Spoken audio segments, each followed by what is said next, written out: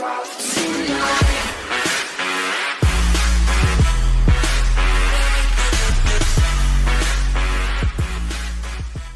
the end, the so-called faithless electors of the U.S. Electoral College failed resoundingly in their aim to stop Donald Trump from reaching the White House.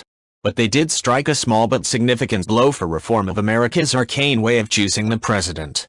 With counts still ongoing in California and Texas, the number of Electoral College members who attempted to cast a protest vote was likely to reach at least 9. Of those, all but one was a Democrat, making the rebellion largely symbolic.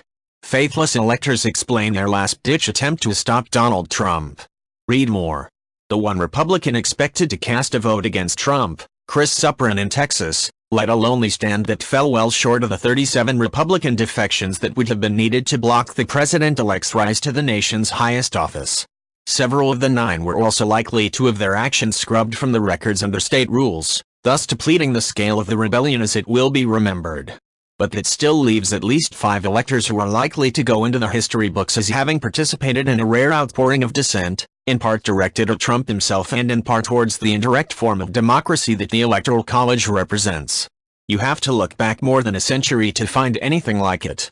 In 1912, 8 Republican electors switched votes from vice presidential candidate James Sherman to Nicholas Butler, but only after Sherman died in the course of the campaign.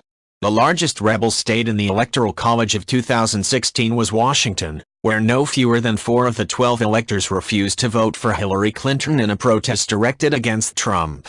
The idea was that their example could have encouraged their Republican fellow electors to follow suit and rally around a compromise alternative candidate. One elector, Robert Sachinkum, voted for Faith Spotted Eagle, and the remaining 3, Brett Chiafalo, Levi Guerra and Esther John, all voted for a compromise moderate Republican who they identified as Colin Powell, the former Secretary of State under George Bush. Guerra told The Guardian that the trio had settled on Powell because he had a moderate reputation and was well-liked in her part of Washington state as a military leader. "Military experience is a big thing in my area," she said.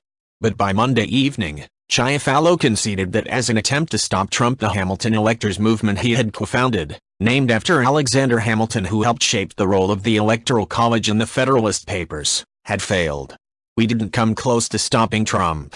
That's unfortunate, but it was always a long shot." If you like this video, please leave a like and subscribe.